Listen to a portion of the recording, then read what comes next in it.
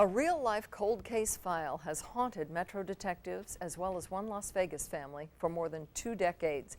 It's a kidnapping that turned into a murder, and police are hopeful this one can be solved. George Knapp of the I-Team is here with a story he's followed since the beginning 23 years ago. Now, Paul and Dave, there's some strange synchronicity at work here. I was contacted out of the blue several weeks ago by a viewer named Eleanor Walker to see if we could work on the story of her daughter's death.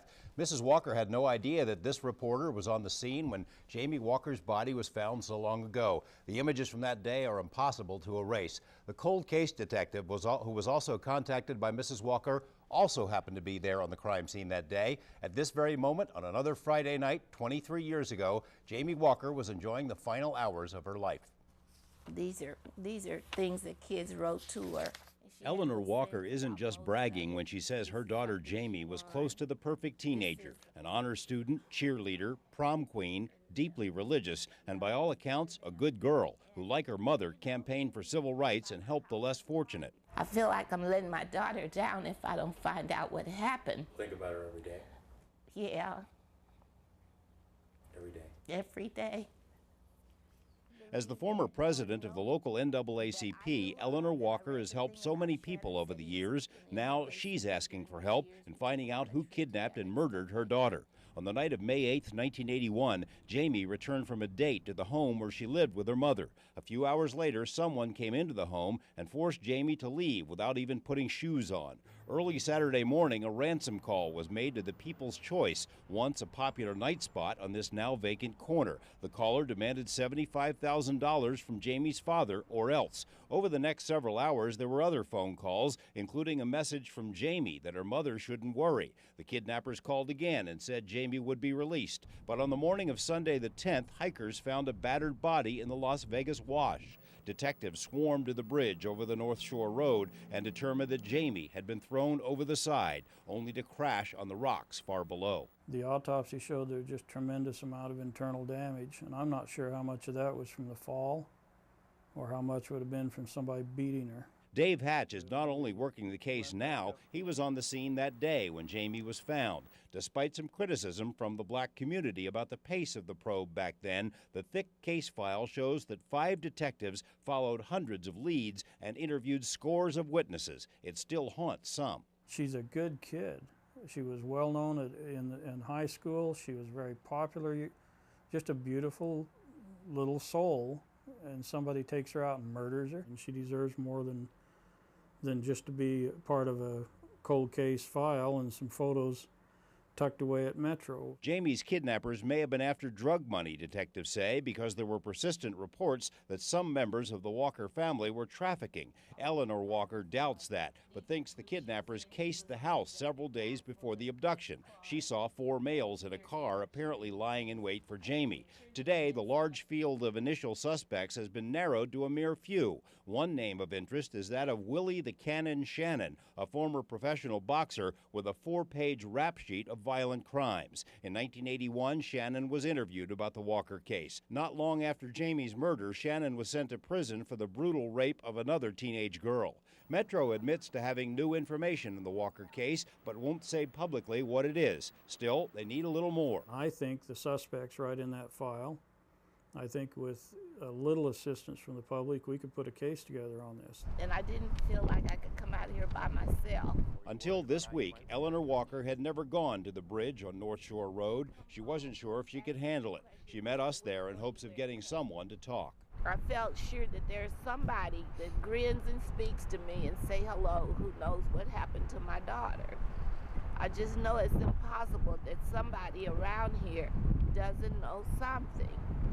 She was so tiny and she just tried to help everybody, and she was just really strong. Police say there may have been a woman who helped the kidnappers gain entrance to the Walker home. They also say they have some physical evidence, although they're not specifying. They're hoping that someone involved in the crime may have confessed to someone else. If you have information in this case, you're asked to call either Crime Stoppers at 385-5555 or Metro Homicide 229-3521, or you can call the I-Team 792-8800. The calls can be anonymous if you prefer. Those numbers will also be on our website, KLASTV.com. A substantial reward fund was created for information leading to the arrest of those who did this. Metro Police say they're going to stay on top of it, so will we. Gives you goosebumps. Yeah. Thank you, George.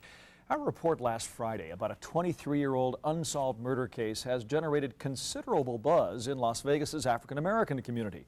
Police aren't saying whether they have any new leads in the murder of 18-year-old Jamie Walker, but they're hoping that a reward fund might help to generate additional clues. But in this follow-up to our I-Team investigation, George Knapp reports that the reward fund itself has created its own mystery. 18-year-old Jamie Walker was about as close to a model teen as you could get. Cheerleader, honor student, prom queen, close to her family. She was a very religious, spiritual person. You know, she read her Bible. In the early morning hours of May 9th, 1981, someone entered the Walker home and took Jamie away. Police believe at least 2 men were involved and that a young woman may have helped them gain access to the house. One of the male kidnappers called Jamie's father to demand a $75,000 ransom. Hours later, the kidnappers called back to say Jamie would be released. The next day, her battered body was found under a bridge on North Shore Road near Lake Mead. I think the suspects were trying to throw her into the water. I think it was dark. They could hear that water running.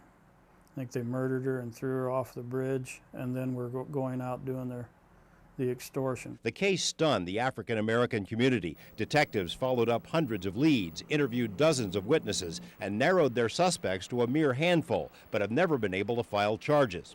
One person of interest was a professional boxer named Willie the Cannon Shannon, who may have been hassling Jamie, according to her mother. Shannon was later implicated in the rapes and assaults of 2 other young women and was sent to prison for 15 years. 2 weeks ago, Eleanor Walker made her first trip to the spot where Jamie was found, hoping her story might prompt someone to come forward. Now I know where she was. And real importantly, it just reinforces or really settles the thing that they did not intend to let her go.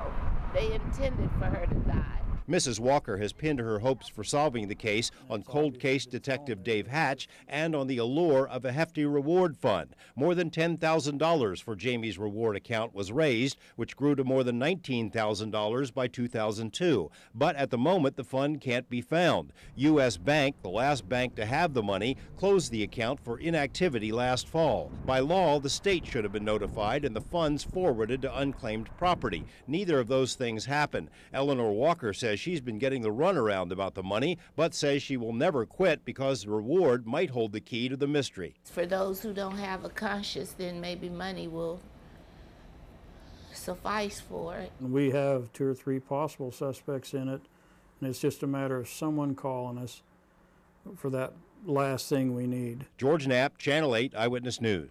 Now, in response to inquiries from the I-Team, the state treasurer's office has been scrambling to help find the reward fund, and earlier this evening, they hit pay dirt. Eleanor Walker lived in New Jersey for a period, and the bank sent the fund to the New Jersey Department of Taxation without informing Mrs. Walker. Mrs. Walker has said the entire $19,000 account will be provided to anyone with information that might solve this case. You can call Eyewitness News, Metro Homicide, or Crime Stoppers if you think you have information.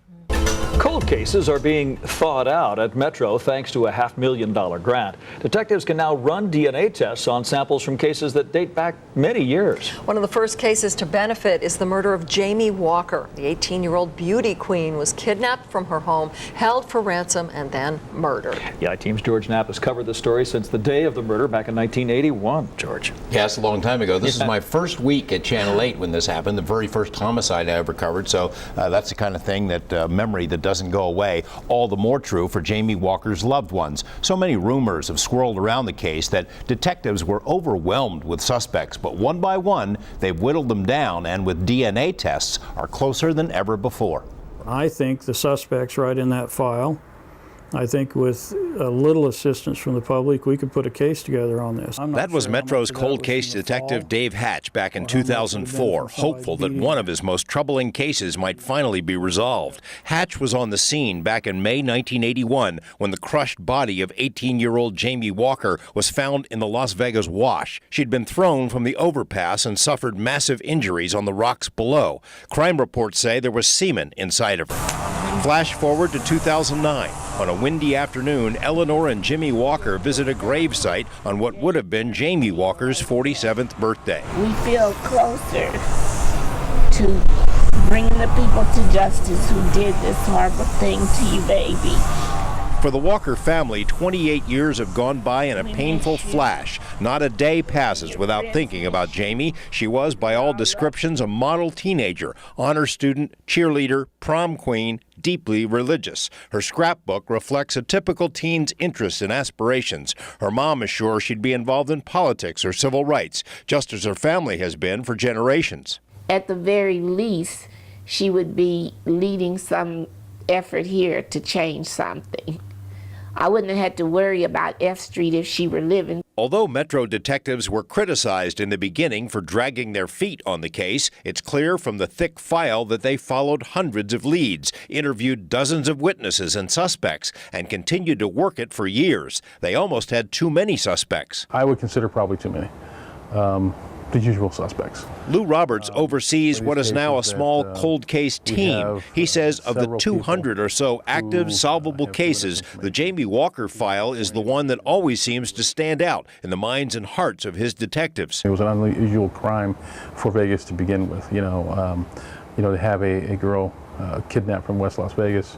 You had a rather sizable ransom demand at the time. And then the subsequent murder. Jamie was snatched from her home in the early morning hours. Police speculate a woman or someone she knew talked her into unlocking the door. An African-American male phoned Jamie's father hours later with a ransom demand. A second black man called later, and then Jamie called saying she was being released. It didn't happen. Dave Culver, the 7th detective to work this case, thinks it can still be solved. And what do you know now that you didn't know then? We have science behind us now with DNA and DNA technology. Fortunately, the original investigators retained DNA samples from the crime scene. Metro is reluctant to say much about the new test results in Jamie's case, except that a prime suspect cannot be ruled out. The same suspect named by Mrs. Walker from day one, just as Dave Hatch predicted years ago. Well, we're talking about Willie Shannon. Correct. Would you say he is the principal suspect in this? He's a person of interest. We have a very strong interest in him and his activities. And no wonder. Willie Shannon, a former professional boxer, lived next door to the Walkers and had been flirting with Jamie in the weeks leading up to her death. Jamie asked her father to make Shannon back off. Shannon's arrest record spans 2 pages. He served several years for raping another neighborhood girl and is strongly suspected in other sexual assaults. He fits the general description of a man seen at a rest stop near Lake Mead with a girl who looked like Jamie. And in his brief interview with Metro after the kidnapping, Shannon told at least 2 lies. Fear of Shannon and fear of the police have prevented witnesses from coming forward, Eleanor Walker says. And I didn't feel like I could come out here by myself. 5 years ago, we took her for the first time to the overpass where Jamie died. It was an emotional experience for her, but she persevered in the belief that publicity might get someone to come forward. Now she's making that plea again. And I believe that people that I speak to and I'm around, that some of them know exactly what happened. They know enough to help us solve the case. The DNA test results so far are promising, and more tests are planned. But for prosecutors to take this case, they'll need at least one more witness. It's likely that someone watching this newscast right now has that one piece of information that they need. If you know what happened back then, we urge you to call Metro, and if you don't want to speak to the police, you can call me. For more information, we have a special section on our website, keyword cold case. Oh, it's a heartbreaking case. Does Shannon know that he's a person of strong interest? Yeah, he's living in Florida right now. He's under an adopted, a Muslim name, and yes, he knows. Metro tried to speak to him through his parole officer some time ago, and he basically told them to buzz off. Obviously, he has not been charged with murder, let alone convicted, but the next time I think officers pay him a visit, he may not be quite so flippant.